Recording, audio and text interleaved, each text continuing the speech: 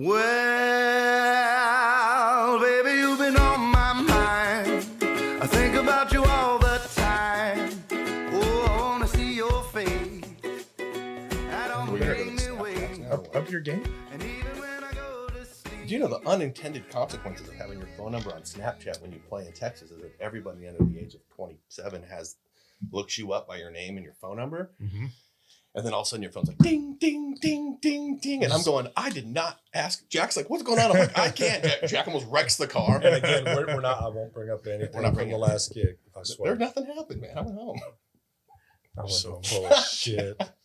Just like you didn't see me do Hold this. Yeah, no That's shit. a funny fucking story. We're not telling that story. I think we need to tell that story. Nope. I don't know this story. No. No.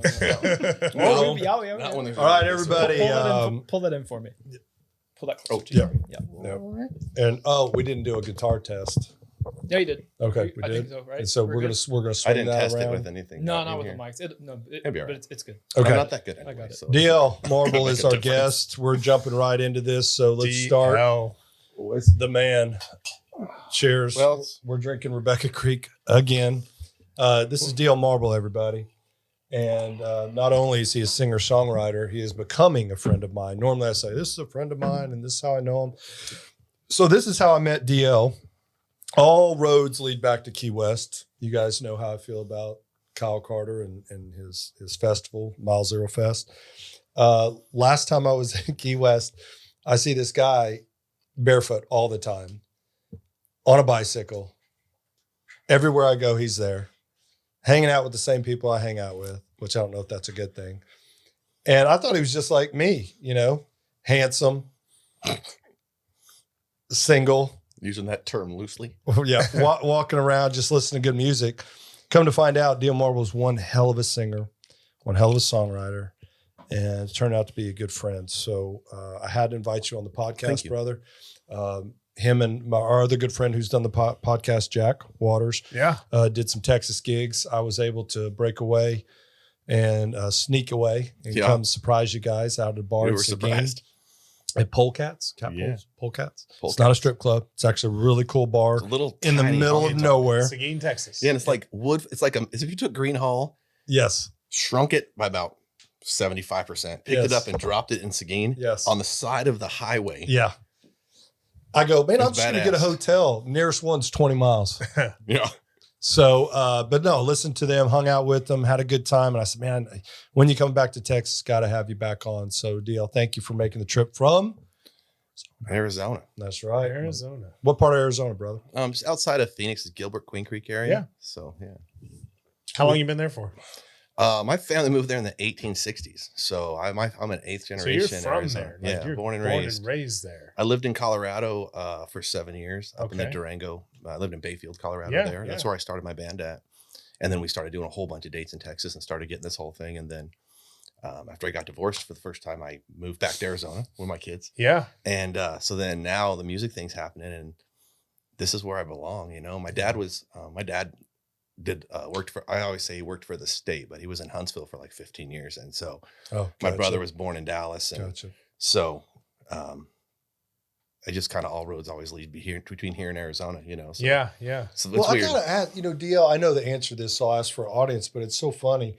When I was like, man, who's that guy, DL, that I just met? They're like, yeah, he played at Grady's or been to Grady's. Right. Did you meet him at Grady's? I was like, in Yukon? Like, what? I've been there. I didn't play there before. Okay, but that's what I'm saying. They Yeah. go, you met him there. I was like, I did? Like, so how did you tie in with the group of guys that I grew up with and all my buddies? I got real lucky. So there was a guy who passed away named Chuck Keene who owned the Durango Abbey Theater. Okay. And I just started, I had a brain injury on duty when I was a cop. Yeah. I was a federal police officer and I became a cop because my dad was a bad guy and I wanted to not be him. Turns out genetically, I love cops. I'm just not one. Right. That outlaw DNA is a little thick in me, but I did a great job and I loved the people. But I was in Durango at the time and the Zach Walther band. Yeah. Right. Wow. And I was 10, this is 10 years ago. I was going to say that's early 2000. No, Right. that's, yeah. My daughter was 2. My son was just born. He said he's going to be 13 this year. So a while ago. Yeah. And Chuck goes, DL, You remind me of Hayes and Ray Wiley Hubbard, and I love Ray Wiley Hubbard, and Yeah. I love Hayes Carl, and I'm like, what? He's like, I want you to open for this band coming from Texas because we need to get some people out to Durango because this is a great band, but we want to bring a draw in. Right. I didn't even have a full band yet, so I got this Grateful Dead cover band called Red Eye to Gin.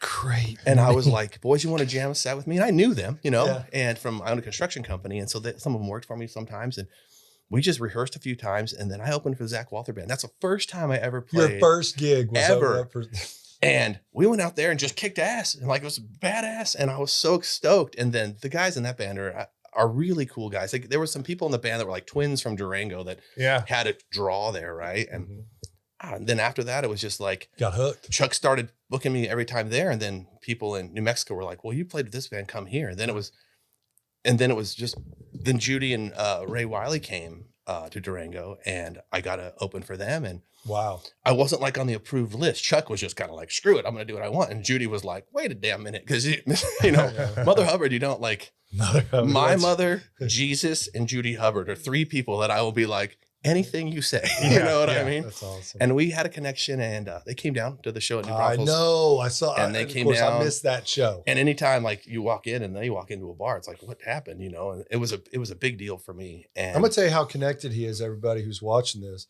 when they said they were coming down to Texas to play, we were joking. Seguin, that was a cool venue. He played saxophone. He literally played the saxophone. It was unbelievable. And you Saxon followed, Pub? yeah, and you followed. Walt Wilkins.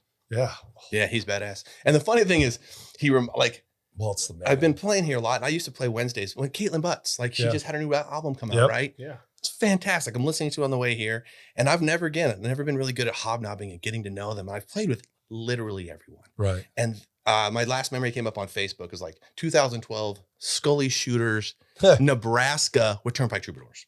Oh. That is crazy. In 2012, we were in Vans. That's right when they got their bus, Yeah, and we played there and in Laramie with them and some other places. That I know these guys and they're such good people, but I've never been good at like, hey, can I be your friend and hang out? And that's been my problem, because I just want to be like, cool. I don't know. I'm terrible. That's the worst part of I'm just not good at that, Yeah. Well, and I will say that that's endearing about you, Dia. What I like about the musician friends that I have, they're just like that. There is no clinger, or there's not a motive. They just fucking love playing music, man. And yeah, it would be nice, right? But so hopefully it's always because like I don't want to be that guy, and I already have enough. They always say you got haters, you're not doing it right. Man, I don't need any help fucking, excuse me, I don't know if I can cut. Yeah, of course I don't you know can. I don't need help fucking shit up. I do good on my own. You know what I mean? And so I've always just tried to, when I was younger, I was a little bit stupid, and the older I get, the more I try to be more responsible and look at it from an outside angle, as opposed to just like, I want to play music. And because all the songs, these kids are, like I said, I'm kids, I'm 43 now, but I'm taking all the good guys now. They sing about, whiskey and cocaine and this, and I'm going, I'm like, boys. Yeah, you're right. It's funny. They sing about it, haven't lived it. And I think a lot of them have lived it, and some of them, and I always said, like, some of them create problems that they just made on their own just to have problems. Yeah. Yeah. But I'm at the point again, like, you write good songs, man. I don't care. Yeah. I don't care. Like, even if you like, and everyone, like, everyone gets on the Taylor Swift thing. But if you were a 17-year-old girl, Taylor Swift was writing about what she knew. And that's, Listen, I don't know if you read my post today, but I just had the best time with my daughter. Threw her in a minivan, went on a trip, and I listened to every single Taylor Swift album. And I've always been a Taylor Swift fan. Now I'm a huge fan. And the reason why is my daughter's 17. Yeah. Right. So think about it. She launched Tim McGraw, that song, 2006. My daughter's born 2005. So literally Taylor Swift has been part of my life, because my daughter loved her, and I thanked her. I never do that. Like when I put like at so-and-so, I know she'll never read it, but I was just like, and if you want to come on the podcast, you're more than welcome. But just her music to me, just see that, because we started from one, because we had 20 something hours in the car. It was awesome. And I was just like, man, you see her progression. And I like her new Folklore is a great album. I don't care. Again, it's like, it's not I'm a huge fan of music. Like, I wore a hole through the Chronic record. Yeah. Like, nice. I love Snoop and Dre.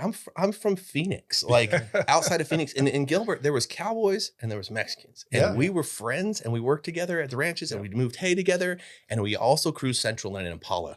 Like, and they called me like Hee Haw in high school, because I went to Marcos and Niza, which is in Tempe. And they were like, hey, Hee Haw, That's a hell of a nickname. Can you take off your cowboy hat for a while? Let's say. And I was all, Yeah. Just, I wanna, you know, and I back to Taylor Swift is like Ray Wiley, the best advice, and he gave me this right the first time I ever opened for him, and he was so kind, is write about what you know. Right. Yep.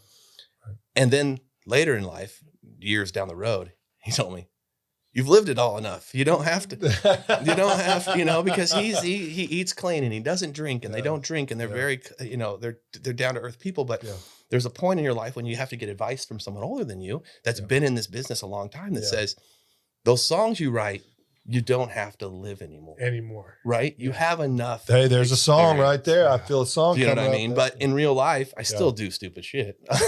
And I still have new stuff to write about. But but the tortured musician thing. Artist, and I have enough pain that I don't need to keep trying to relive it. So my new thing is just try to move forward, write about what I know, Right. maybe be a little bit more positive, but also still rock and roll. Yeah.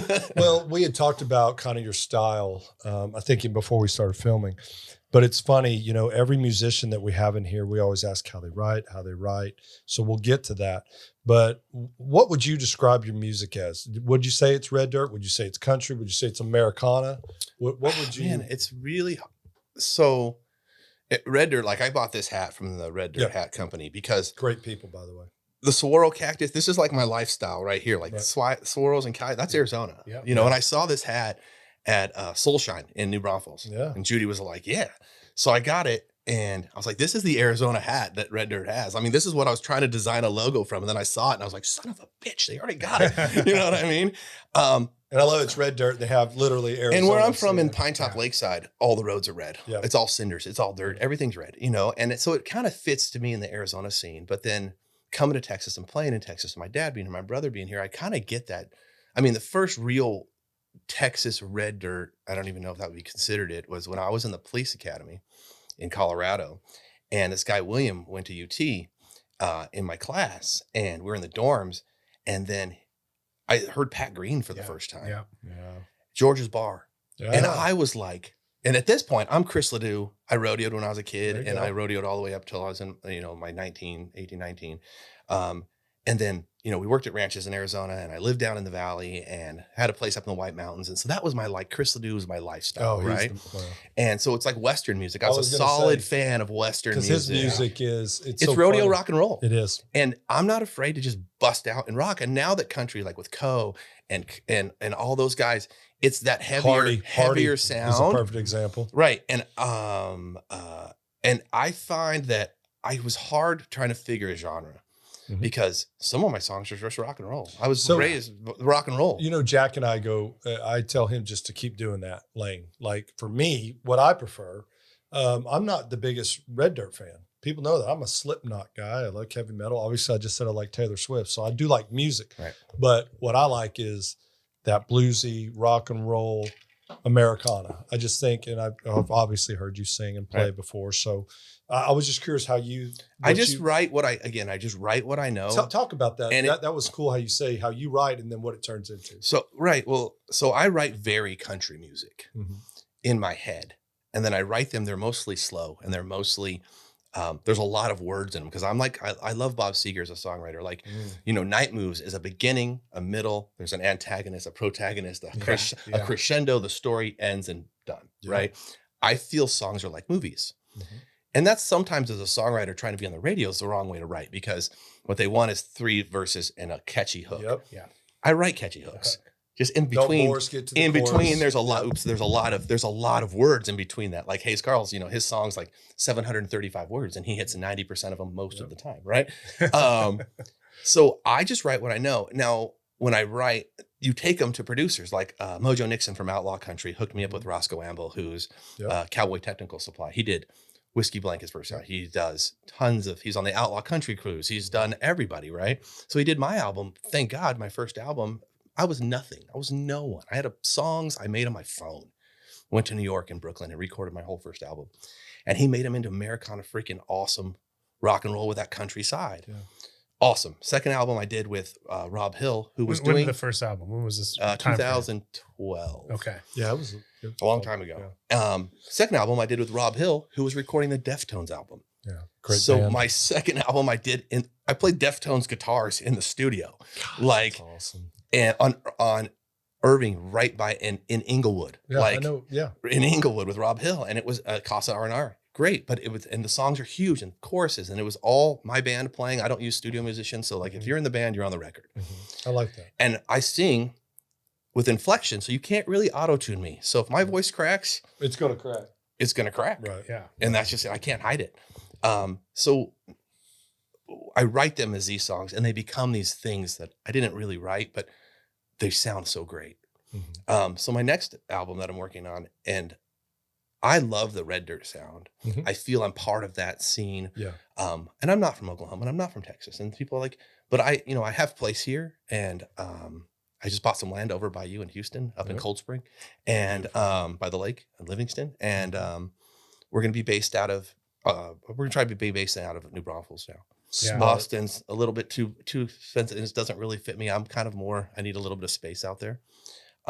And I just hope they embrace me, because I love everybody, and everybody has a story about everybody. I love everybody. I like that. And I and- love everybody. And I played with all of them. And so I hear the different stories, and I'm one of those people that like, I've heard so many things about me that I did and didn't do, that I just, they're in my line in my song, one line at a time, said there's the things I did and the things I didn't, and the things I can't remember and I wish I did. Like, Well, look, enough talking. Grab that guitar and let's play something older from probably one of your earliest songs. so my music is just what it is. So some people think it's super country, it's too country, and some people say it's too rock.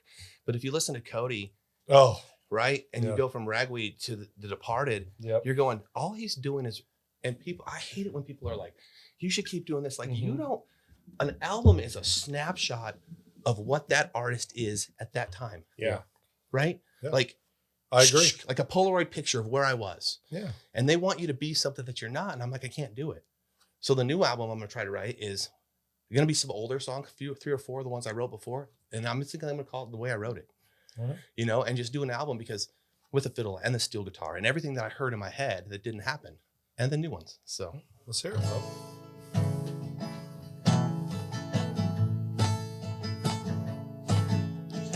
Just keep let him do his thing, Coach. Yeah. take your time. It's all right, Dale. Just keep playing. Like before you start singing, just let him get you set up. We want to get the best sound possible. Dan's the man. So I'm going to redo this one Okay. and put it on the new album. Let's hear it, brother. The two-lane highway, take me away from here. Got the radio up and the windows rolled down. With 90 miles an hour, I'm nowhere bound. The two-lane highway, don't let me down. But silence those voices ringing in my head, most of them saying you'd be better off dead. 'Cause I've spent my life just trying to break free, with an empty whiskey bottle looking back at me. I got tattoos, scars, I've got stories and lies, 'cause they all blend together, but like the sands of time. The two-lane highway and mile marker 1. I see the lightning strike and smell the rain in the air. I'm southbound and down to a border town. The two-lane highway speaking in Mexican. I got a pistol in my pocket, a trunk full of weed, a voice in my head saying, run boy, leave. 'Cause I've spent my life just trying to break free, with an empty whiskey bottle, but looking back at me.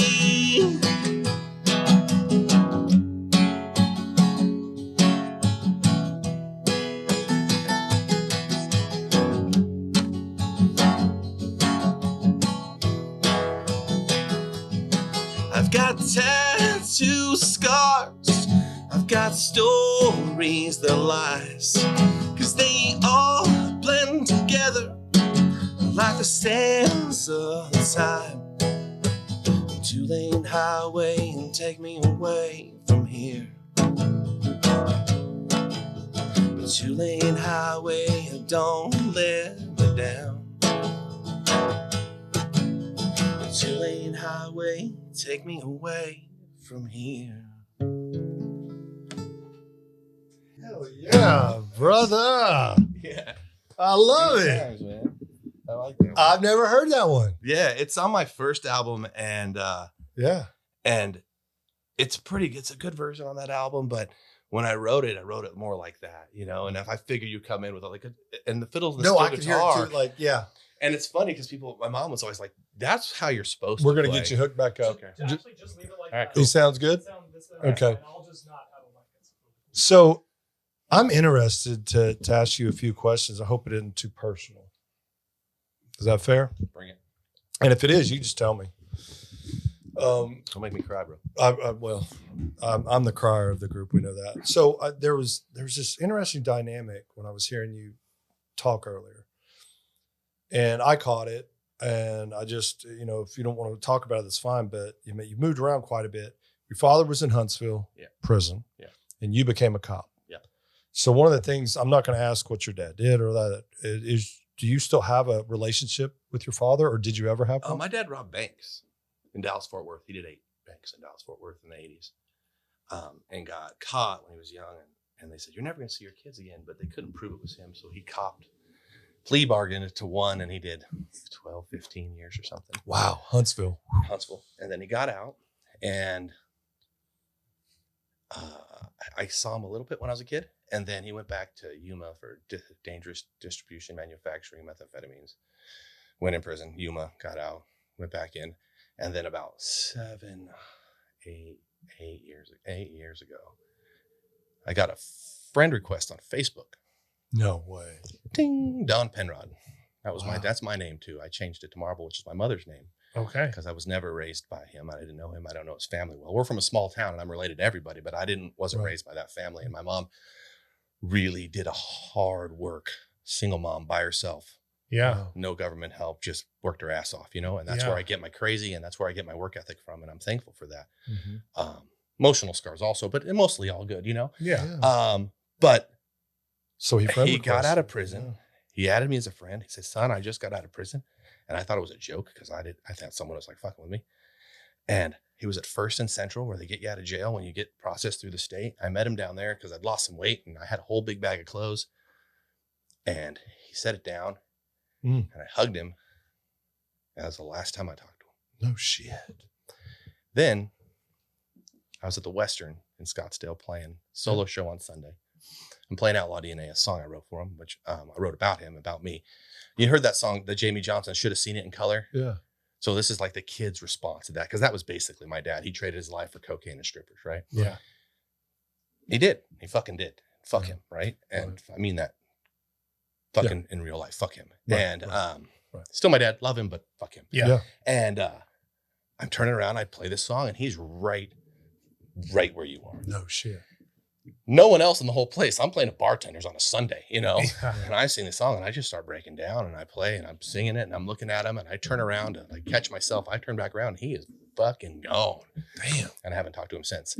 His wife And you didn't follows talk to him at Not that at all. show. Nope. I just saw him. Damn. Just he was there. Yeah. And his wife follows me on Instagram and will like the pictures. And some people at a show like, "I know your dad." And I'm thinking my stepdad, right? Kim, because that's like my dad. I'm like, Kim's like, "No, Don." I'm like, "I haven't heard that." And they're like, "Yeah, he plays your music in the shop all the time. Like he owns a trucking company or something." I was like, Wow. "What?" Man. That's my mom. I said, "Mom, what? Why did he do that?" And he said, "Your dad was a really good dad. He was really shitty at life, but he loved you. Wow. And he knew it was better for him to not be around Right. than to fuck you up Wow. because you weren't going to need any help." Right. And I think that's what he's doing. So that growing up like that, you just said, number one, don't want to do that. But man, you went all in. Yeah. And I mean, I've always walked right like a band of heathens, 1 foot in the ether, man. You know what I mean? I am been lucky I haven't been caught for most of the things I've ever done. One, I'm smart. Two, I'm also afraid to go to jail. I mean, I'm not built for Yeah. that shit. You know? Yeah. And so that's a lot of songs come from that, a lot of hurt, a lot of scars that I cover up. And sometimes it's like the only way I can get it out is through music. And Sure. same thing with relationships and same thing with all kinds of stuff. And I found music is the only way out that I can touch and help other people without having to sit down and tell them the whole story. Right. Mhm. It's here's all my songs. You can put You can put put the together dots. what, Right. Yeah. what that And means sometimes to people you. get something completely Yeah. different from a song. And I'm like, you go with that. Yeah. Because Yeah. That's I your didn't song. know that, but I understand what you're saying, you Yeah. know?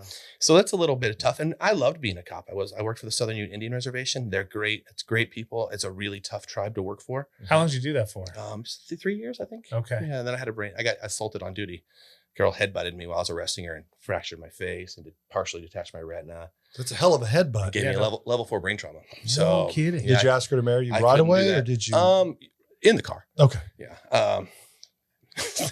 Black guy and a hickey. We were engaged basically. Yeah. So it was an interesting time of my life. And then everything changed. My brain changed. My attitude changed. My thought processes changed. I never wrote a song before that. So before the injury, Whoa. before the brain injury, never wrote a song. I was I played guitar like just for fun in coffee shops and then all of a sudden the floodgates were just it Wow. broke a lot of me and ruined a lot of things, But but it opened this part of my life, which also has been a huge pain in the ass, but in a good way. So Yeah. wow. That's pretty phenomenal. Now, was there part of that with your dad, being in prison and in and out, and that kind of pushed you to go that other direction and become a cop, or no, what kind of pushed you that direction? my mom raised me right. I didn't get in trouble on purpose. I was afraid of her, not the cops. I was Yeah. afraid of my football coaches because they all had open season to kick my ass if I did something wrong. I mean, the good it old was days. the I 80s and the 90s, and you Yeah. didn't have a dad. There was a grown man like you two Yeah. that were Yeah. teachers that said, listen, this kid has potential. He doesn't have a dad. His mom's doing the best they can. Right. I'm going to make sure that he succeeds. They didn't care about my feelings. Right. I did something wrong. They pulled me aside and were like, what the fuck are you doing, Yeah, buddy? yeah. You know what I mean? And they raised me to be a man. And it really, really impacted my life. I mean, Scott Segerson and Mr. Falconer, those are two teachers that I had. Like they kept switching grades as I got older for some reason. I kept being in their class. Like they knew, They're like, no. Oh wait, no, we call that being held back. So I after don't know if you know. after 9/11, my brother was in boot camp. My best friend Matt, and I call him my brother, but he was my best friend. Named my son after him. He was in boot camp during 9/11, Oh wow. and he went right to war. Yeah. And I'm a realtor making good money, and I'm 20 something, and I felt like, man, I'm just serving myself. I want to help other people. I've always wanted to try to be a cop. Let's be a cop. So I literally don't want to do it in Arizona. Let's go somewhere else. And my wife and I at the time were like, where do you want to go? And Matt's dad lived in Colorado. I'm like, let's go check it out there. We liked Bayfield. And then I went to the police academy and just became a cop. That was it. And cops, I became a cop to help people because I was the asshole they were dealing with when I was a kid. You know what I mean? So Yeah. I let so many people, I would drive them home. I would talk to their parents. I mean, I had a kid with a girl, 17 doing 115 miles an hour down Farmington Hill. And I pull him over. And he's like, dude, if I don't get her home, her dad, and this is the country. Like this is it's like Texas. Yeah. Yeah. She's home late. I'm dead. You're done. I'm dead. And if you're not done today, he'll find you later. Yeah. You know? It's like Wilson's cousin. You're kind of screwed eventually. You know what I mean? You're going to get it. And I was like, all right, dude, if she comes home dead, this is going to be a much bigger problem for you. yeah, good. Yeah. So I follow this kid home, knock on the door. Dad opens the door. I was like, hey, homie told me that you were going to kick his ass if she was late. I want to let you know. We're on time. He didn't dim his spin light. He didn't dim his headlights. And I lied for this kid. Yeah. He didn't, but it was me. My computer was slow. He's good. She's safe. I didn't want him to get beat up, you know. They're like, the guy like knew. He's like, Marble. I was like, what's up? I was like, and they were like, he's like, thank you. And I was like, cool. And I turned around, I looked at that kid. I'm like, you. Like, and he that was, probably became a cop. and He's that like, was the "Man, kind that's of cop coolest." I was. And then, and there's a lot of bureaucracy. I'm not made for the government, man. I don't Yeah. even like the government, like at all, like not even a little bit. And so, like, I just wanted to be part of the solution. And Yeah. and And you there's end up getting there's a headbutted lot of and brain paperwork, damage. and there's a lot of bullshit in police work that So people what- don't see. So what is, I hate to go this direction here, but what is the solution in your eyes? Because this is a huge issue, like cops and police and what they are and what they aren't and what Where'd my- cities are doing. And Where'd my drink go? like, Find that drink. He's got you. Like And I have that's simple- a I have a- big I have a- issue. I have a these simple days. solution. let's hear The it. world doesn't have enough masculinity. Oh, well, I agree with that. And Um, our other guest, and Max, will agree with And that. I'm too. just, and I don't mean that in a negative No, way I know. because I was raised by a woman. I was raised by a strong woman who said, "Why would I ever want to be equal with you? We're fucking better than you." Oh, I love that. You know, I was raised by women, so I have a little bit too much intuition on their side because I was raised her. But I'm also kind of an asshole to them sometimes. But that's just me being an asshole. But I respect and understand. But I think police work is there's no solid dad behind that you're afraid of.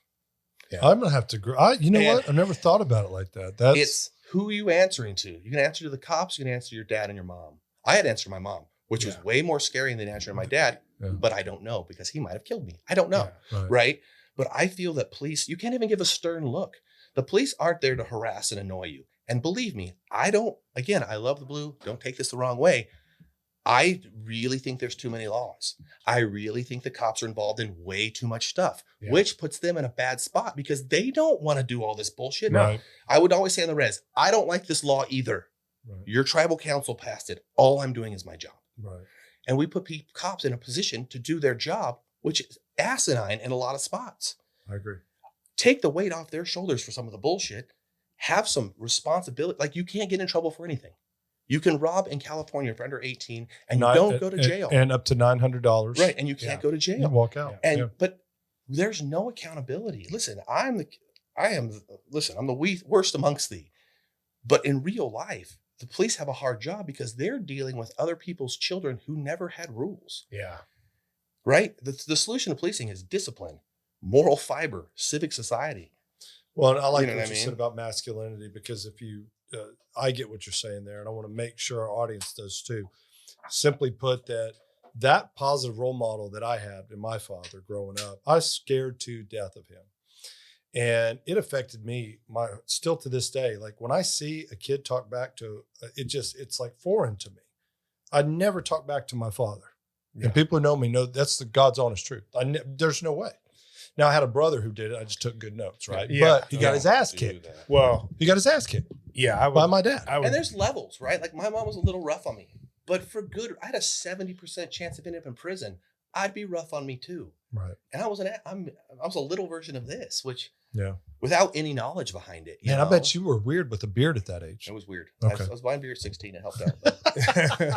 But no, and I mean masculinity in the sense of a weak man Yeah. is not a safe man. It's a dangerous man. Like I feel like you should be fucking savage, serious ass men who takes things seriously, that are hardcore, protect women, protect the weak. I'm gonna protect tell the you, disabled. I wish Max was here because I- even on the last time we talked to Max, he really talks about, going hard. Like everything is. Yeah. I don't mean being rude, No. and abusive, or Right. any of that. I'm saying everyone hates these roles, but dudes are built to fuck, fight, and protect, bro. Like, Yeah. and if we can do those things well and properly and respect the women that we're with, I'm not talking the 50s where you could be. I don't want any of that. People always confuse masculinity. I agree.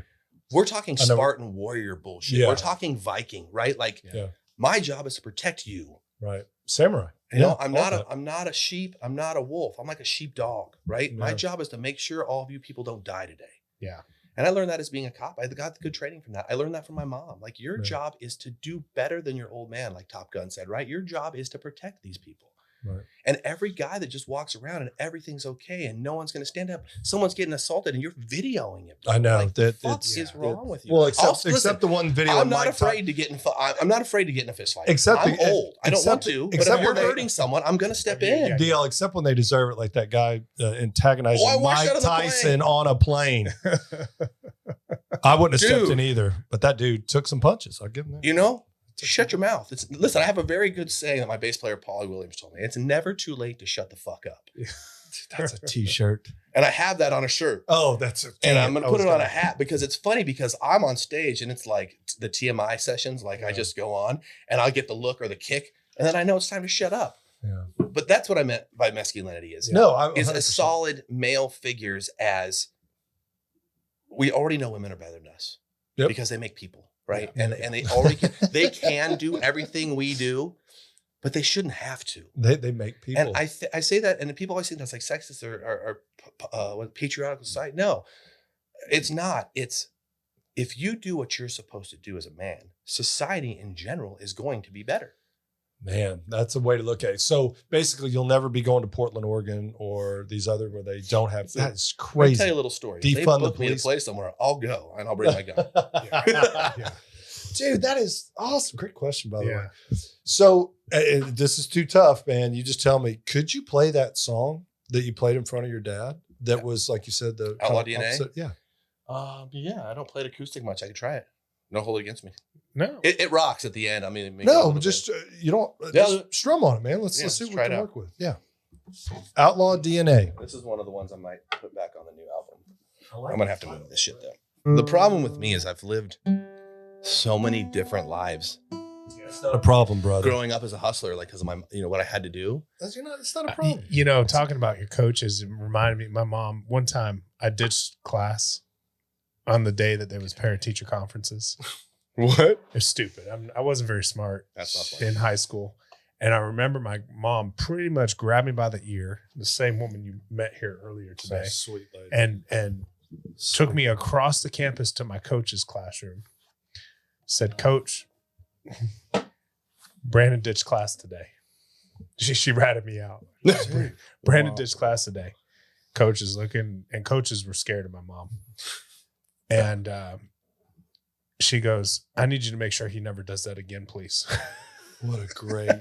And the coach is like, "Brandon, come on. Why Well, it's cool that Start y'all, running. believe it or not, y'all two have a lot in Big common. fours. Brandon shared an amazing story on one of our podcasts about a teacher that truly came into his life at the right time and really impacted him. And so it's funny you said that. I have a favorite teacher, but I never had that. So it's fun. Y'all like Yeah. two manly men that I just talk remember about a teacher having an effect or a coach. So that was really cool. I remember my first day at Gilbert High, and my last name was my dad's name, and the football coach, Bruce Perkins, looks up and goes, "Don Penrod." And he looks around, and I go, "Yes, sir." He goes, "Is your dad Donnie Penrod?" And I was like, "Yes, sir." He goes, "He used to drive to Holbrook and just to fight us and then go back home." And I was like, "I don't know him." He goes, "Your mom, Nancy?" I'm like, "Yes." He goes, "How's she doing?" I'm like, "She's good, sir." He goes, "Tell your mom I said hi. You're going to have a good year." I was like, "Fuck." But I was almost this size. I'm a middle linebacker. Like he was just saying, Yeah. he knew it I'd never been there before. He knew in my head that I still was part of that, right? Like Yeah. that Damn. DNA. Let's All right, hear it. let's try Outlaw not to, DNA. let me try not to fuck it up. No. Well, I try so hard to keep it down with all the things I cannot stand and all these darkest places in my mind. 'Cause no matter how hard I try, I never seem to do what's right. It's like standing on a bridge I've set on fire. 'Cause if I stand here long enough, will I like what I see in the mirror? The problem is, if I did it again, I'd do it all the same, and this time bigger. So here I lie awake again, thinking of where I've been, all the things I've done, and the things that I can't change. Well, I guess I got myself to blame in this goddamn outlaw DNA that sets every bridge I cross right on fire. 'Cause if I stand here long enough, will I like what I see in the mirror? The problem is, if I did it again, I'd do it all the same, this time bigger.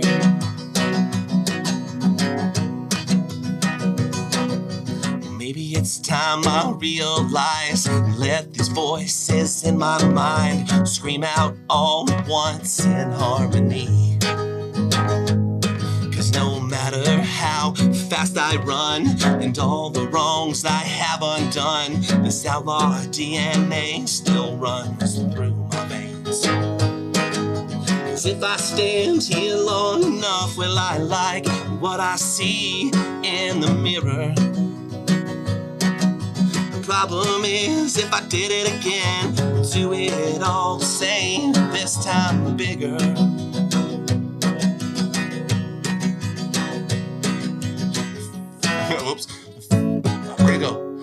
felt so bad for so long, wondering just what went wrong. Why you trade your life and kids for cocaine and strippers?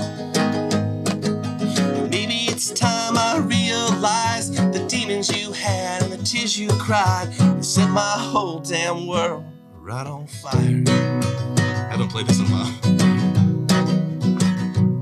So I guess I got myself to blame. Your goddamn outlaw DNA sets every bridge I cross right on fire. Fuck the chorus part up, but yeah. I don't play that a lot for a reason, but No, that's why I'm honored that you would play. Yeah, that, it's, brother. Thank you. A little rough. a little rough. You know, But I'm gonna learn it. I mean, I'm gonna redo it, and it comes in on our album like, Right. but it's more of the tone I want to set for is more like how Chris Ledoux sang Amarillo by Morning as opposed to George Strait. Yeah. right. There's two different feelings, yeah. right? Yep. Yeah. Sorry, podcast people. No, dude, Um, that's what I'm telling you. Sorry, It's real. It's what we do. But yeah, it's just a story, and it was cheaper than counseling at the time, and it kind of sums up like, you know, Dude, that song is pretty clear. There's There a is no genetic- hidden message. yeah, it's There genetic. There's a genetic code that like you're like, you know, I'm doing everything I fucking can right now to make it today To break and the to chain. make it till tomorrow. Right. And people are like, you know, that you see that thing, like if you ask a man how he's doing and he says he's okay, he's not. And Right. I'm not, you know, Right. most of the time. And Sure. but I do it because there's people that depend on me to do it. My Right. kids, my family. And, Yeah. but that one is another one that early album, and I wrote it a little different than that, but it's gonna come through. I think, in the relationships that I've had and the podcast episodes that we've done with musicians, you're putting your life out there. Like you literally are exposing yourself. You said it's cheaper than therapy, right? Until I found out it's only $65 a session. So no, but now it's not. But I did before counseling. Right, Yeah. right. Because I will tell you, at least counseling, you get some people you work, Right. but you really are. You're putting yourself, and something you said's awesome. I don't know if you stole it. I'm going to steal it. It's a snapshot of your life at that point in time, a Polaroid, you said, of that point in time in your life and kind of where you are now. Is there some point of view, even though I did put you on the spot, where you can sing that song and go, yeah, that's okay. That's where I was then on any song that you have? Or do you weird. still go back It's there? funny you say that because I said if I did it all again, I'd do it all the same, but this time Bigger, right? yeah. I wouldn't. No, Right. stupid, right? No, like yeah. Right. the song, it makes point in the song is because that song's more of a like, Fuck fuck you. you. You said I was going to be in prison and I didn't. And I Right. made it anyway. You know, I came from the trailer, Right. literally to a trailer house on Porter Mountain Road in 1978 in the front seat of a Chevy pickup square body with my mom holding my dad. My mom's 18, right? She's a child. Right. To a trailer house Yeah. on a red dirt fucking road, Porter Mountain Road, Yeah. and made it here. Is Is this the fucking cool? Like, seriously, like, I even know, if- I know. even if- Being on I'll the be honest with podcast you, is awesome. Even if I don't make it, I made it. Yeah. Let me ask you a Right? question. Do you have siblings? I have a sister. Okay. Yeah. And a stepsister also. Okay. Because I remember you said that Matt's like a brother. Like Yeah, I have yeah. people like that in my life. Is your sister younger, older? She's younger. Okay. Yeah. Does she the same? I know this is Yeah. almost okay. Does she have the same feelings you have, or was she more She like reached out to him years ago, and he just didn't want anything to do with her.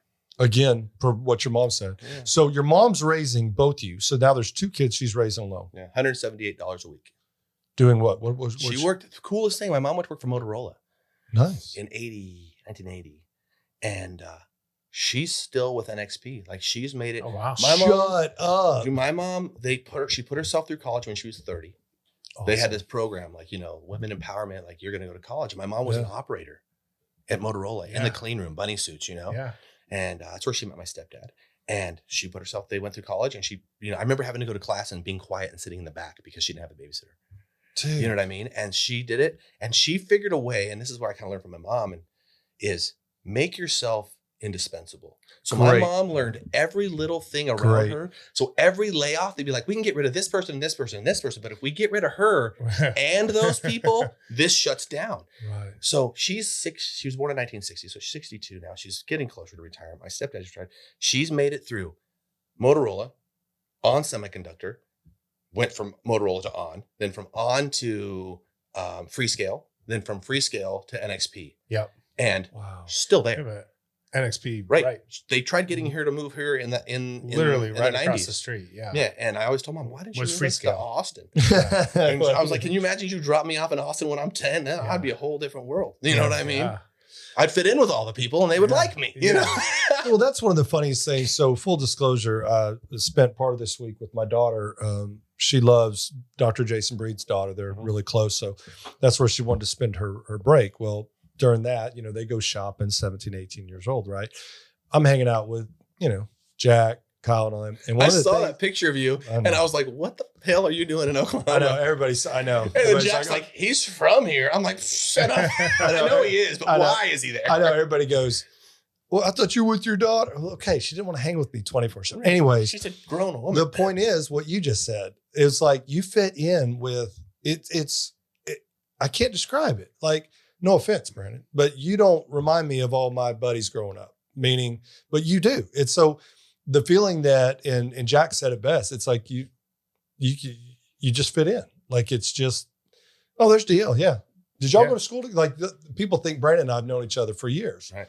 but we haven't. And it's probably the same way with you. They're like, how do you know DL? Well, long story.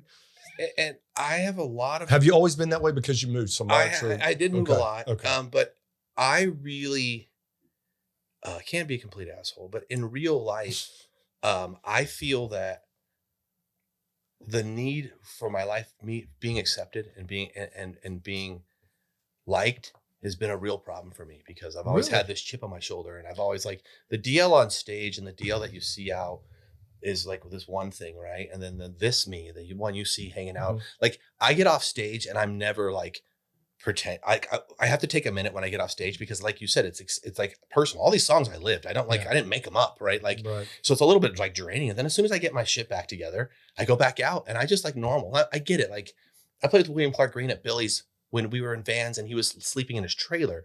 And Will is one of the few people I know that just stayed Will. Like, Right. and I learned from, he was younger than me, but I learned from him was, you just gotta be cool. Like Yeah. Cody Candace is cool. Like we were in Mexico at a festival together and Shannon was there. And, I've seen them so many times and they could totally big time me.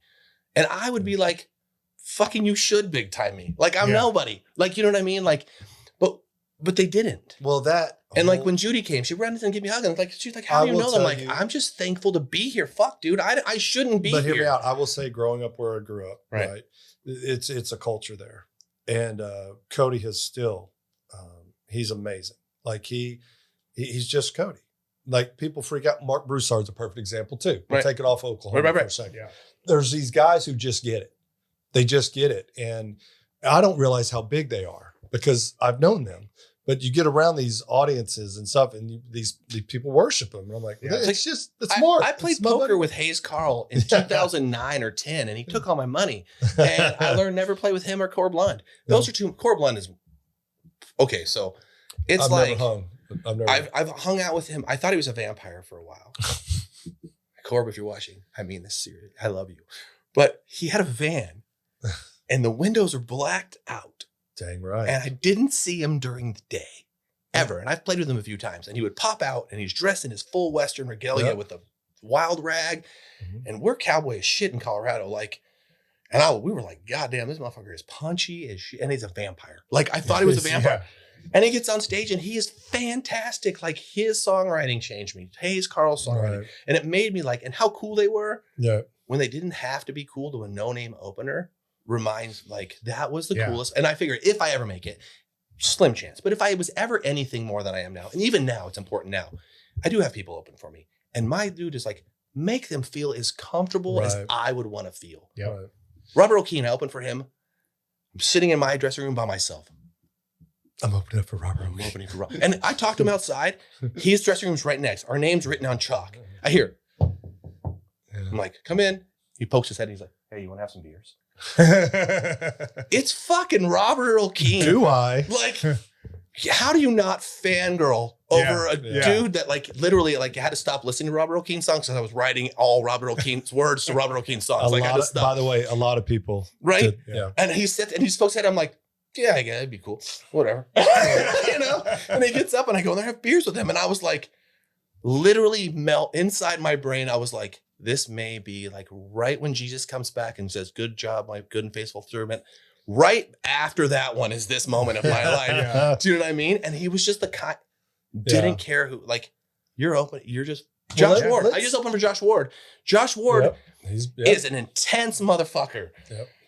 Let's not kid ourselves. That dude is perfection on stage. I didn't. Is he off stage like that?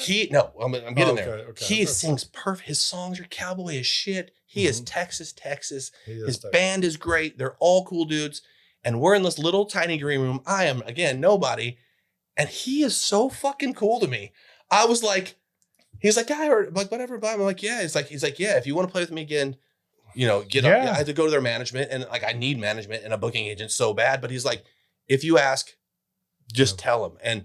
But he was the kindest, and he had a lot of shit going on. Like his monitors weren't working, his ears weren't working, and this didn't sound right. But he was like on stage, he's like, this needs to be fixed, and he was professional. Yeah. And I respected the shit out of that because he wasn't like, oh, because at his level you can't be. Like my level, sound doesn't work. Fuck off, I'm playing. Yeah. Right? Oh, your monitors don't work. Shut the fuck up and play. Okay, I'm playing. He doesn't. He was just like, this needs to fix this, and he got it all right.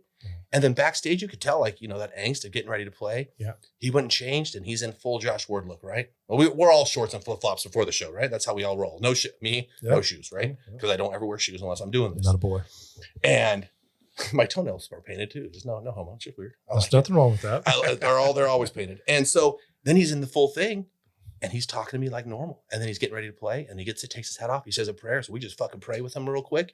Dude goes out on stage and kicks ass. Like that was like, me watching that was like, that's how business is done. And when I get to that level, that's how I'm going to do So business. I'm going to pivot here, Deal, because one of the things that me and you have in common in one of our bonds, and what makes you different than most of my friends who are musicians, is your health. Deal texted me the other day. He's like, fucking leg day. Oh my God. Then he sends me a video of him walking to the gym. Fitness plays a part in your life. You can tell you're in shape. Have you always been health conscious? Well, I was an athlete all the way through. I mean, my mom put me in Pop Warner when I was in 4th grade because that kept me out of trouble. And, Coach Hackley, and I remember all my football coaches. Again, the men in my life made me who I am. My best friend Tony's dad, Big Tony. Tony. Hispanic. I mean, they're Mexican Got family. Big Tony, Gums Malone. Yeah. And we called him Big T because Tony was my friend. We called him Big T, and he was Hispanic, and the Mexican family, like Arizona Mexican family. Like I was the white kid. Yeah. Like Gringos. and I would go to all the family reunions. And I was just part of the family because my mom worked, but she trusted Big Tony and Cecilia with me, right? And I just learned how to fucking be healthy, and he was my coach. So then I got healthy. Was a cop, good shape. Worked out. Then you get married and you get kids. I was 245 pounds 2 years ago, November. What do you weigh now? 222. That's an interesting weight. That is an interesting way. That's how much I weighed. They weighed me today. 245 or 222. 222. So I had my blood pressure was 190 over 90. Ooh, shit. Yeah, that's no bad. I wasn't feeling good. Systolic. My girlfriend was like, dude, you're going to fucking die. And I had all kinds, I have mental issues. I'm a songwriter. Like, what the hell? So I'm like, well, I got to do something. You know what I mean? And so I went to that like Vital for Men, men's clinic, because I don't go to doctors. I don't have insurance. And the last time I had a blood draw was in the 90s. Yeah. Like, so I've been running on luck and prayers for a long time, right? And good whiskey. Right. But, And so I was like, you know what? I probably should get a whole blood panel done and get checked for everything under the sun because I'm a musician and it's been 15 years. My testosterone was like 238. Okay. Like my daughter's testosterone was higher than mine, right? So I got on that, and then I started hiking. So I couldn't do it all at once. So Right. I stopped drinking. Mhm. Stopped. Then a month later, I started hiking. So I wasn't drinking, then I was hiking. And I was hiking every day or every other day. And then I started eating healthy. And then I started lifting weights. I went from 245 to 208. Lost all that weight just by that. Then I started lifting. And then I started getting bigger. And my blood pressure is 114 over 74 now. Nice. Yeah. And I started drinking again in June that year. And I mean, you agree with me, and it's not a knock it's the on only my thing that makes friends. me normal. But hear me out. It's not a knock on my friends. It's just me and you share that Right. with our group. The biggest joke I got from that picture that everybody Right. sent out, Right. besides Allard's in there, is like, why is Allard the only skinny one? Right. Him and Breed are the only skinny without a beards. And no beards. you're and- just a big dude, and I'm Yeah. just genetically a bigger set guy. Like I don't Yeah. have that shape, but I really found that for my mental health, yes. listen, I'm not one of those people that loves it. I hate every day I go to the gym until I'm in the gym. And then I'm like, yes, like today, I'm going to go to the whatever. Yep. I'm going to the gym and Yeah. I'm going to work out. Yeah. Right. Like I have to. Right. Because I feel shitty if I don't. And people are stupid. They're like, and why don't you eat like that? I'm kind of on that carnivore. I'm like on that Liver King shit diet, you know, and I just eat meat or that nose to tail protein drink. Hell yeah. And I hate cardio. So my abs are there, but it's not like it's what I want. So now my buddy was like, dude, you got to do HIIT training like 4 times a week. So I did it yesterday and I was like cussing out loud, the whole time I'm shaking the ropes. And the people in the gym are looking at me and they're like, I know one of the trainers is like, when you get angry, you get angry. I'm like, I know, I don't want to be here, but you have to. Yes. Because if I'm going to live this life Yep. and I'm going to make it in this scene, Right. I got to do something different than everyone else. 1, I can't be a drunk asshole. 2, I need to be in shape to keep living. I'm going to tell you, 3, I have to be able to drive all night, get to the Red Brick in Oklahoma. I need to play that night. I need to sleep. I need to get up. I need to drive to Dallas and I need to be looking good and acting like a professional the next day. And it's not always going to happen, but being in shape and taking care of yourself and watching what you eat and watching your blood pressure and like you said, sleep. We're Dude, going to get there. It's all important. We're gonna you know? get there. And I lack a lot of things, but I try to make up with it like you. It's like you're in shape. And so by, Key West next year, I want all of the abs. I want to look like Matt. Okay. And, I like it. oh, it's a funny thing about working out. So, like when you work out, you shave your legs sometimes. I do all the time. Okay. I never Here's, did. I trim. we were I talking don't about actually. masculinity. I trim. I don't That shave. patriarchal, is that the right word? How you say it? Patriarchal. Yeah. Here's how I can tell the one thing men are dicks about. And as a builder, I'm a builder, is if you've ever tried shaving your legs in one of those little square showers that we put in every track home, the square shower with the bathtub, that's just men hating women. Yeah. Because try shaving your legs in that. If men shaved their legs like I do sometimes and you do, there would never. Again, hold on. Before this goes out, I don't put a razor on. I do. I trim. Look at this shit right here. I trim. you're I fucking- trim everything. Listen, I got nice legs. My mom gave them to me. I'm not going to hide those bitches. I haven't shaved my legs since I was on the swim team. But listen, I trim everything. It's just more comfortable for me. I'm gonna be completely honest. It's just more comfortable. It is. When you're a hairy beast like me. Dude, my hair grows like a goddamn Sasquatch. Yeah, so I gotta trim. It's just it's a sleep. I have no problem being Imagine hairy. my beard on my whole What? body. I'll answer. That's What? pretty hairy. Well, you considered yourself a hairy beast. I don't see a hair on you. No, because I Like that trim. seal under there. No, I trim. Are those spandex shorts you're wearing right now? What's Are that? you wearing spandex? No, but I get that a lot. I like 'em. my shorts. I will tell you though, seriously, I trim everything because sleeping, like it pulls your I hair. get too hot. Yeah. Yeah. And that isn't a joke. And Yeah, when I was with a younger, beard, this is the hottest. This is like a fucking sweater on your Yeah. face. But I'm not pretty like you people. I gotta have this. oh whatever, You know? you're pretty. So Have you always had a beard? I haven't. I've had varying levels of beard. Okay. yeah, But the last Well, I want to. long time. The health part is so important, and obviously, Yeah. the sleep. I've got to say is just such a big component of that if you're not getting enough of, None. you're not like you might be doing everything else right, but you could maximize that even more. Yep. If you fix your sleep shit. Yeah. So that's kind of the first thing. But I'm 100% with you. It's that me time. It's the hormone balance. It's the working out thing. I was slacking a few years ago. I stopped. I got this hat came from my old trainer. He's in Colorado now. And it's Tell Me I Can't Performance. As well, shout out to Barrett. Yep. Tell me I And, can't. It's a yeah, great. Tell Me I TMI Can't. tip. Yep. That's a And great so living. I started working out with him, and just was life changing to have somebody who was a functional coach for me to plan workouts based on not just because I was just going to the gym and just doing Wait a whatever. second. I have a correlation with him. Then I'm a functional alcoholic, and I help you drink. Exactly, and you help me drink Hey, too. Intermittent alcohol. Intermittent Oh, fasting. Yes. That's I've on a been doing- shirt and a hat, intermittent Yeah. alcoholic. Because I'm not always an alcoholic. Nope. But when I do it, Yep. I'm fucking doing Yeah, it. better. Yep. That's a good one. Yeah, I used to say I practice intermittent fasting. I fast between all my meals. It's good. Yeah. I apologize. I didn't- Yeah. It's healthy. I'm sorry. But no, I'm sorry. and now I have Greg who works with me. He comes to my house. We work out in the garage 5:30 this morning. Got up, worked out. It's like it's a you just do it. You just And it's have not to a do it. it's not a if. It's like I sent him the picture. Like I don't like I literally if I don't go first thing before I take my kids, I have to take my kids to school, right? So in the morning on the weeks I have them. And so it's 5 o'clock, Mhm. get home by 6:30, get my daughter up because my daughter at 14 takes a full hour, regardless if she's ready or not to get ready, and then get the kids to school, right? Like, God, and if I I'm don't go I'm before not that, looking forward to that. I'm not gonna go to the gym because the day happens. Yeah. Right. Yeah. Like if you don't have a routine, and as a gypsy soul, and as much as I hate routine, as much as I hate being, I always say it like, and it hurts people's feelings. I'm like, I'm in a cage. Like I don't live in a box. I'm Right. just pacing. And that makes people think you don't like, and it's not that I don't like them. It's Right. I was not meant for captivity. Right. And there's so many ways to take that and you can Me take too. it wrong. No, But the what I mean is I like routines that help my brain because I have fucking mental problems, right? Right. I need to know that these things are in order. So like me, like because I do have issues, but I know that if I don't go here, I'm not gonna go later. Yeah. Yep. So it's almost like if this, then that, like a Right. flow chart, Yeah. right?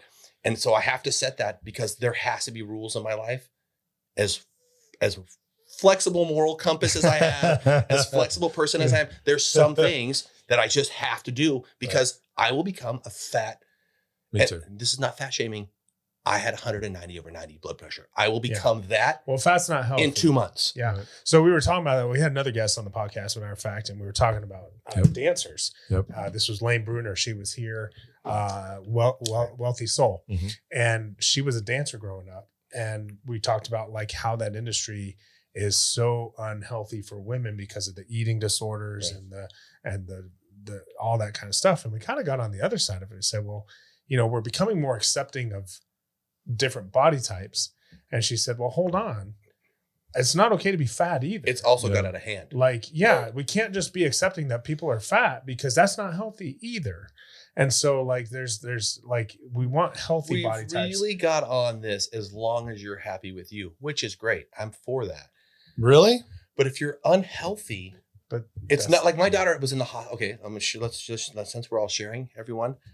Last August, my daughter was in the children's hospital for a week with an eating disorder that I didn't Yeah. know she had. She's Yeah. 14. Yeah. She is perfect BMI. She is the most gorgeous person on the planet. I cannot believe she's my child. Right. She is amazing. She's smart. She's funny. She's athletic. And she lost 15 pounds in 3 weeks because she stopped eating. And there's a little bit of a scam in the system. She just thought she was too fat, so she stopped. And then, but me, I can have straight ripped abs and I have pictures and I still thought I was fat. Yeah. So it's like, it's a mental thing, Well, right? and Body dysphoria, right? Yep. Yeah. Mhm. And Yep. so she's in the hospital for a week. It completely wrecked my entire world. Yeah. And then they sent her to counselors, and counselors today make them think they had something fucking wrong in their child. I'm like, you had the great. It's like, you didn't listen to me, and my opinion didn't count. And like, she was going on, and I was like, who are you? So But here's it's a Oh, thing. boy. And and here's some friendly. This is your friend talking to you, and to she's you better too. ish now. But hear me Yeah. out. So my daughter's 17, similar thing, right? And so there is something going on with society. We talked about it with Lane. We talked about it in other podcasts, and it's interesting. If not when, if they get out of that Right. and they come on the other side of it, you know. But all part of that, it's a victim mentality. Everybody, and this. She has it. And I told her the said same thing. there's I no told her, I was like, masculinity at right. the same time. Now, do I think that there's horrible pressures that I didn't have to deal with? The old joke that I've told a million times. If I had the technology that we have today, I'd have 4,000 something penis pics out there. But I think that I'd be in the jail. shaming, Because they'd video the shit I did. yeah, Right. the shaming that they do feel, me is on the other side of that, which is a miracle by the grace of God, by great help, Right. whatever. But I can tell you that it gets better. It can. I'm not saying it will. She's but doing it a can. lot better. Yeah. I found that, but this week we're having a conversation. She's like, Dad, I just don't feel like eating. it just makes me sick and I don't want to feel. I'm like, how about eat smaller portions? But I know what she'll eat. She'll eat one-stop shakes, the meal replacements, right? Yeah. And I said, eat 5 bites of this chicken and some of this rice and some of this. And then, but I don't count. I learned we don't talk about calories. We don't talk about weight. We don't talk about any of that. And, but now she kind of wants to work out. So that's where meat. So and I said, here's a deal. She's like, I don't like meat except steak. And I go, there we have a thing. Yeah. And she wants to start, but she wears really loose clothes and she wears really baggy stuff. And she is 107 pounds and 5'6". Like, wow. But she has this, and plus that Instagram, like, listen, we're on TikTok and Instagram. And listen, if I could live the life I live, I'd have a ranch here. I would play music. I wouldn't have any social media. I would have someone that did it for me and they would do stuff for me. Right. Like but branding. I have to be, do the stupid videos Jack and I do because that's what people pay attention to, unfortunately. But if my music was strong enough, I think it would stand on its own. I think it is, but in today's culture, it doesn't, right? You have to hook that 22 to 30-year-old demographic. And after that, the people that are older listen to my songs. So you have to have both, right?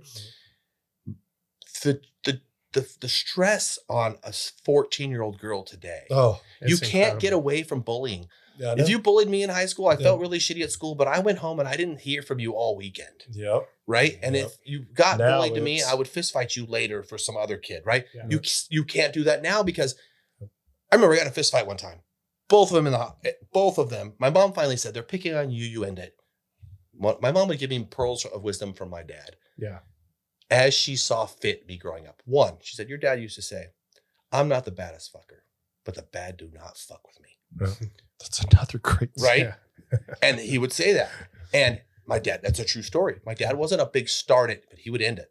Yeah. My mom taught me that when I was getting picked on and I just didn't want to fight because I didn't want to get in trouble. I got, You know what I mean? And she said, you end it.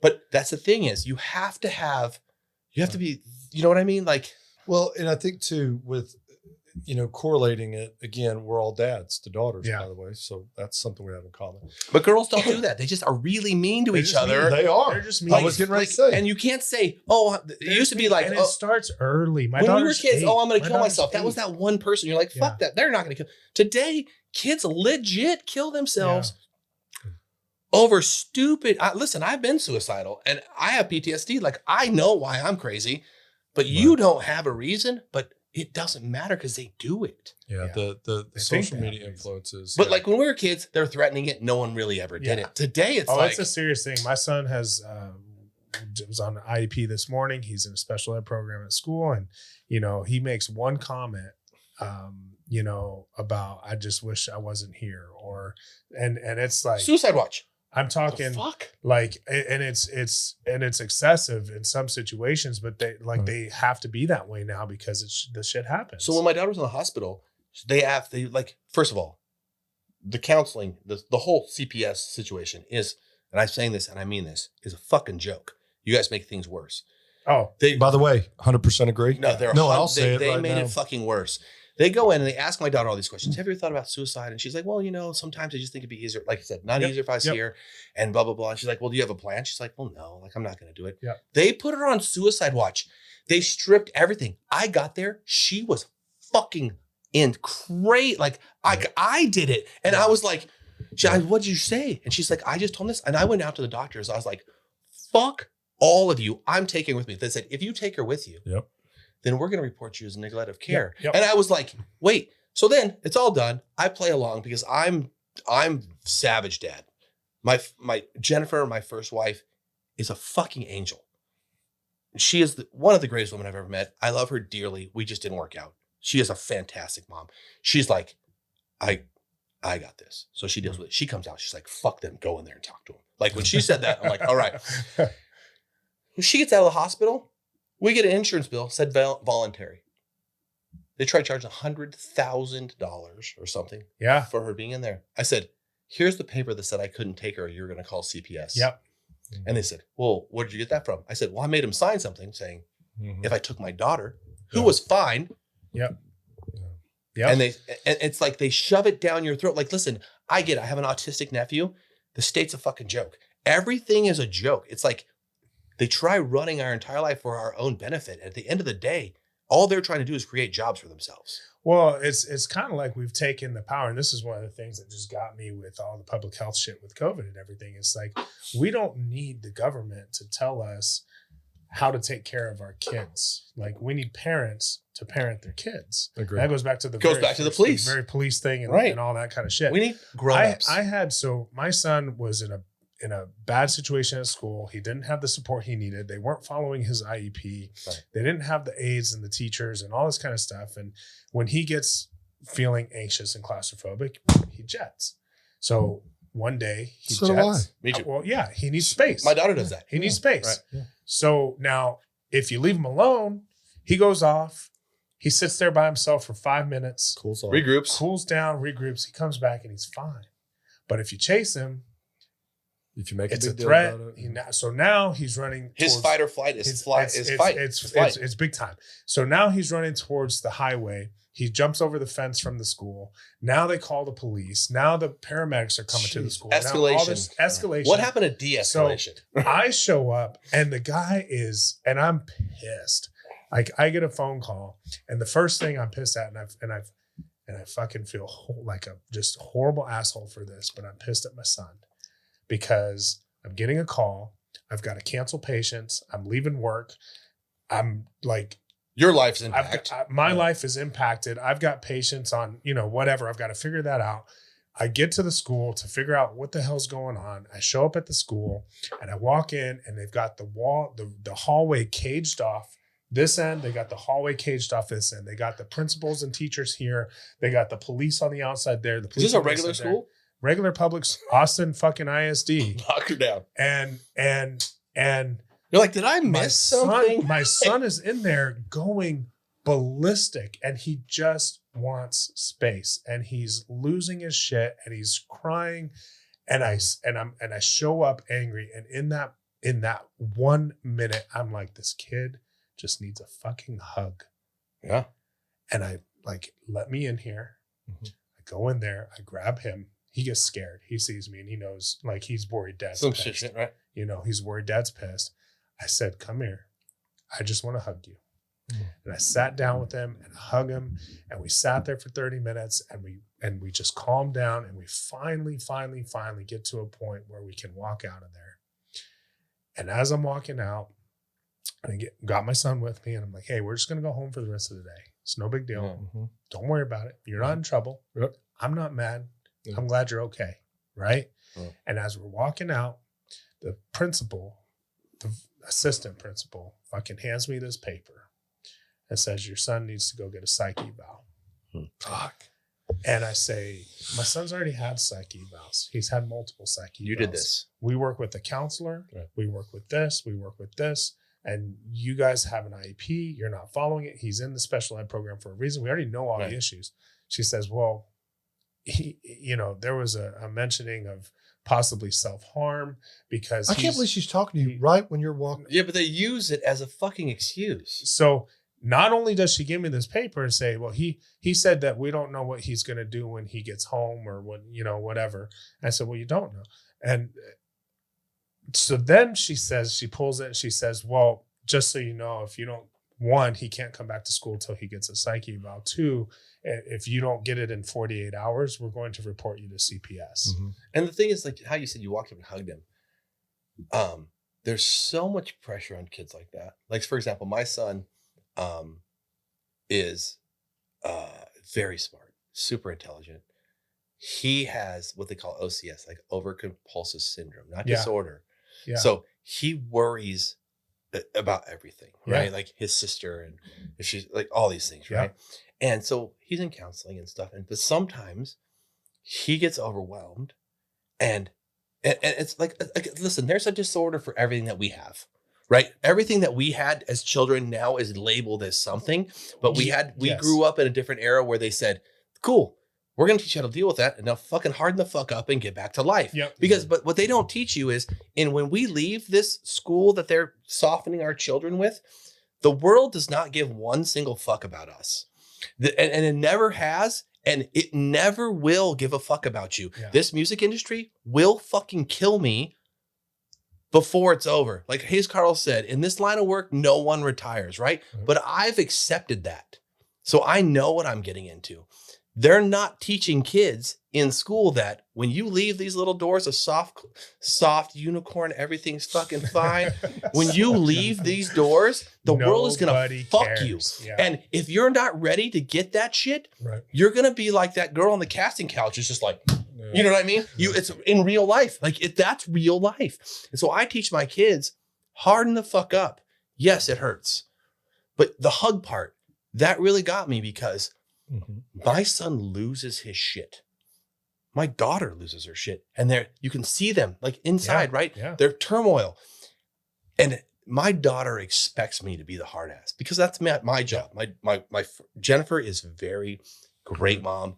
I'm the rules. Right. I see Good her, call back. I get her, and she knows something's wrong. She has a vape pen. Yeah. I don't want her on antipsychotics. I don't want her on all the other drugs. She can't sleep. Dude, Sure. go ahead. Yeah. At first, I was upset by it, but then I realized I do that to sleep. She's my daughter. Right. What makes it any different? My mind will not shut off. I will not sleep unless I take some gummies, right? Yeah. It's a crutch. No, it's not. I don't want to take Serazone. I don't want to take Paxil. I don't want to take Prozac. I want to write some songs and I want to fucking sleep. Yep. So when she had that, she expected me to be mad and she looked at me and I saw it in her pocket. So what's that for? She goes, I use it because I can't sleep. And she was scared. And I said, come here. And she walked up and I just gave her a hug. And I said, baby, I get that. Yeah. I said, I don't get a lot in your life. What you get? I don't understand boys. Yeah. I don't understand being 14. Yeah. I don't understand the pressures you have. But in our brain, I can see when you think like I think, right? Like, and I hugged her and I held her. This is just like last week. And I said, and she goes, I thought you were going to be mad. I said, baby, I got you forever. Yeah. I'm going to be pissed at you. I'm going to discipline you, but I'm always your daddy and I'm not going anywhere. And I held her. And when you said that, and I could see you're getting emotional because I get emotional because our kids need two things, direction and love. Yeah. And in this society, let's just give them love. No, kids, Andy Griffith episode, right? Remember Otis, right? Otis is in the jail and he said, Andy, why don't you let him just do whatever he wants? And Andy was like, no, kids will go for the first shiny thing they see. Yeah. Our job as parents is to guide them and direct them, right? And there's sometimes to be pissed, right? Correct. I But think most of the time, like you said, it's like this motherfucker just needs a hug Yeah. for 5 minutes Yeah, like, and just literally. leave him alone. right. Yeah. I think too, and by the way, both you guys, thank you. This podcast is fucking interesting. I'm not gonna lie. But I want to say thank I you. really like I don't get to talk like that. I don't have obviously I don't have a lot of friends. Y'all have met me, but like I really like sitting with men that get to talk about shit that is real. Well, I appreciate you guys sharing. But we are a sleep podcast too. So you said something very interesting, and it's just so awesome because we just had this big time discussion up in Oklahoma because my daughter knows how I feel about marijuana. I think it's great. I think it's a miracle. I think people should be able to do it. I think they need to be off. Right. Dude, Brandon and I've had episodes where we've talked about it. It's interesting. I have controversial views about it too, though. Yeah. No. I think by making it legal and making it everywhere, every kid in my kid's high school is doing all the drugs. Well, hold on. That's what I was getting ready That to say. bothers me. So, Dr. Jason Breed, who's been on the podcast, his daughter, my daughter, and me, we're eating. Right. And Katie, his daughter, I'm Uncle Matt pretty much, and she knows he's got the tattoos. Right. He's been crazy. So she asked me, and my mom was ahead of the curve. My mom was a diagnostician, worked with teenagers, was my role model, was my everything. The reason I got into what I wanted to be a therapist. And she always had this view of marijuana that even when I was a kid, I was like, people who smoke weed or they can't go to work and they can't play sports. Reefer and all- madness. Yeah. And yes. But my mom, being who she was, she's like, how do you know that? I said, well, everybody does it's a loser. She goes, oh, is that a fact? I was like, yeah, everybody's a loser. I think I was a junior in high school. She goes, that's interesting. That was Dare. That was interesting because, So she was always, then when she got really sick, right, part of my life, Yeah. many surgeries, it relieved. And I went, oh, And so like my whole life being around this amazing drug that is so beneficial. My point being, I don't want you to always have a crutch on it though, because you said something. Remember, I catch things with these big ears every night. And I'm not here to judge. I'm just saying. I know people take Ambien. That's worse every night. To be honest with you, Z bars. My brain is really fucked. Yeah, you share. And I hope through my music that I share the feeling that a lot of people have, and that's a lot of stuff you'll hear, and you're just like, "What the fuck is this guy doing?" No, you said the trauma. You had the traumatic incident. And it's not that. It's my entire life leading up to that, right? Like, but I don't sleep. Like, here's how my sleep goes. You want to hear the truth? Yeah. I'm having conversations with people that aren't there in my sleep all night. Meaning what? Like I dream. Oh, okay. Yeah. And when I'm dreaming, it's I'm living another entire life while I sleep. You and Mark Broussard have the same and theory. I sleep and I dream someone's sitting on top of me choking me. Oh, wow. A lot. Okay. Hey, more listen, than more like than vivid dreams. Listen, too. whatever. but and when I'm holding my breath, it's someone sitting on top of me and I see them, but I can't see their face and they're choking me. And DL, whatever you're into, your kinky stuff, you can share that too. Listen, I'm into all kinds of weird shit. We don't got time for that. But in all seriousness though, so is that recurring? It's 4 times a week.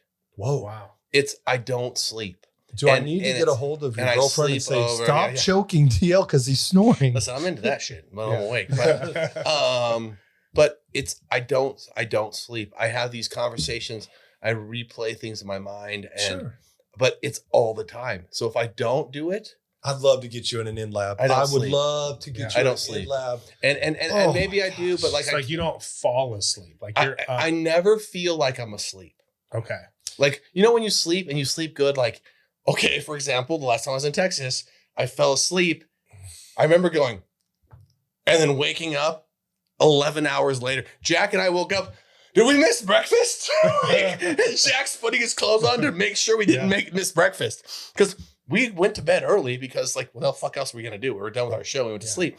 But we made breakfast at 9:30. But I hit my head on the pillow and I woke up. That was sleep for me because I didn't have the lucid, serious, all the dreams. And Jack goes, you hold your fucking breath when you sleep. I thought you were going to die. But I do it all the time. Yeah, we got to get you in lab. I want to get stuff. And I don't know what's going on in my brain. Yeah. I just want to sleep. I just want to fucking sleep. Like, hey, do we have more of that dream? Not even sleep, but like, I just want to like be okay. And that sounds weird saying sleeping, but like I wake up tireder than I went to bed sometimes. Yeah. I want you to try something. Go ahead. Yeah. So we got 3 things that I think you should try. One, we got an amazing supplement that we had. The founder of this company came on. It's a sovereignty. It's called Dream. Yep. It's CBD based with ashwagandha root and with holy basil and with melatonin and some other things. And it's really got a calming effect in terms of helping you fall asleep. 2, we talked about that hush blanket. Yeah. Like the weighted blanket? The weighted blanket type thing. I get so hot. I can't. Sleep. We got one that's going to put icicles on your nuts. Okay. Dude, like I sleep just like in my boxers on the bed like this. And I'm like, I can't do it. I don't even put on boxers. Christ pose. Yeah. Interesting. And then lastly, if you are falling asleep and making noises and people say they hear you make noises, you breathe funny, you hold your breath, you're probably not breathing and you probably need a device. No, I'm not breathing. Yeah. But I looked at it's not sleep apnea. It's this anxiety thing. But what's it called? There's a word for it. I squeak and make these really high pitched noises. But it may or may not be sleep apnea. What do you do when you sleep?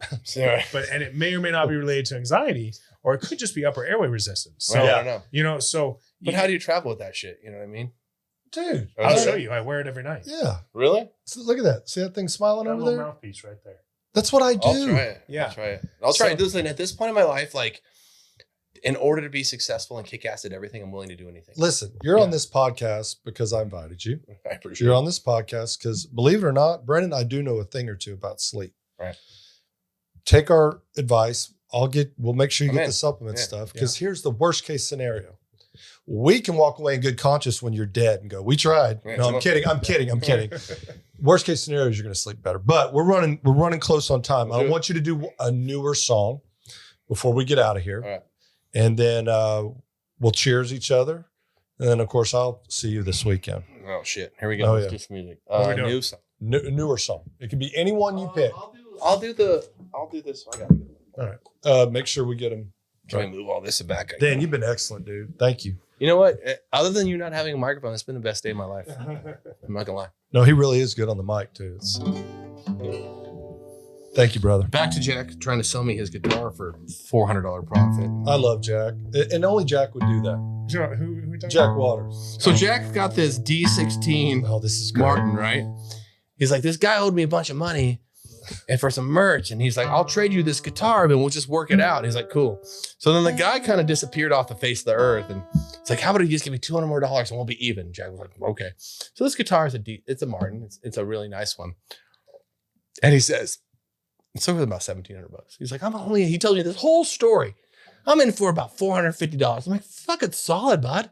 And Jack and I, They're friends. Jack was a metal drummer in Arizona before he was Jack Water. Yeah. Jack is the only person other than me that is me. Like Jack, I Yeah. feel is my soulmate. Right? I agree. Like Jack is a agree. better, longer haired version of me, right? With a younger girlfriend, because God bless her, right? Oh, God bless her. Anyway, I got it. Anyway, so he says, You wanna buy the guitar? I'll hook you up. You want this guitar? I'm like, sure. He's like, I'll sell it to you for $1,000. I'm like, After he tells you Yeah. he's only Oh, $450 in for it. I'm like, we're bros, bro. Like, what the fuck? This is like over the barbecue dinner there in Yukon. You know what I mean?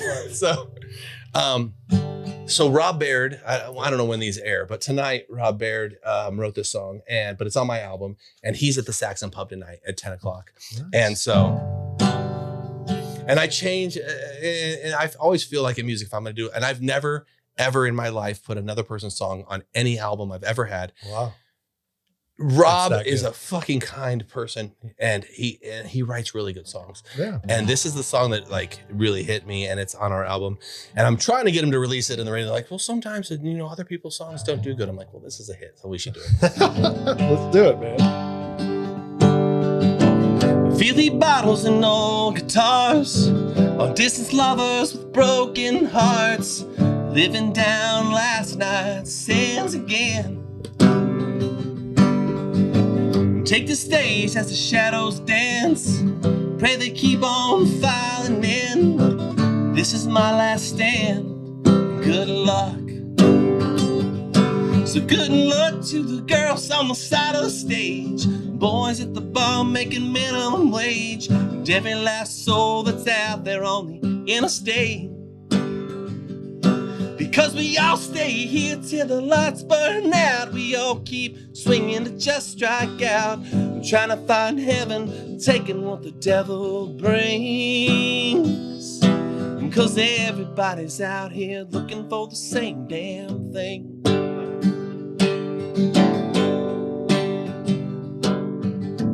Burn down bridges and dead end streets, nobody come, ain't nobody leaving. And everybody wants what everybody needs. It's overstays and fearless nights, I'm standing tall in these barroom lights, praying I get higher than I've been before. The fuck? So good luck to the girls on the side of the stage, boys at the bar making minimum wage, and every last soul out there on the interstate.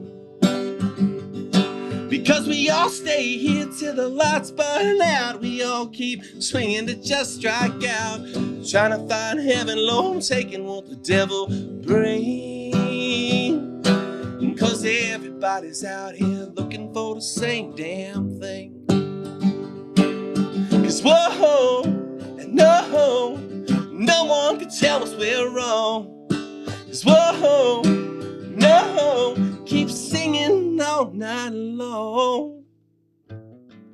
Pack it up, pay my band, take the devil from these idle hands.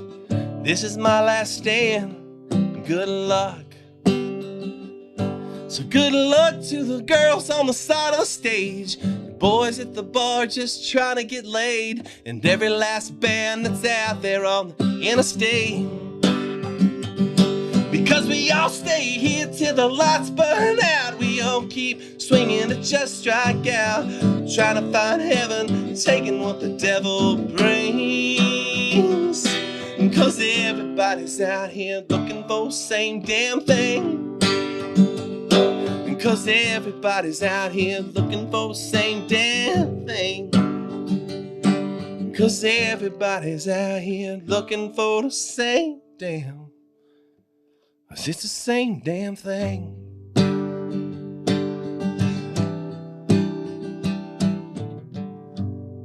Brother. My man. I appreciate y'all having me out. Deal. This is the coolest fucking Grab thing. I your appreciate drink. it. Brandon, grab your water. Thank you for sleeping around with Dr. Brandon and You Matthew. guys. Love you, brother. We're going to have a good weekend. Hell yeah. When the sun goes down and the moon is high, we'll be chasing stars till the morning light. Come on, fly with me. Take a ride with me. And it feels so good to break away. Champagne rosé all day. Come on, fly with me. Cool, man. Thank you. Cool.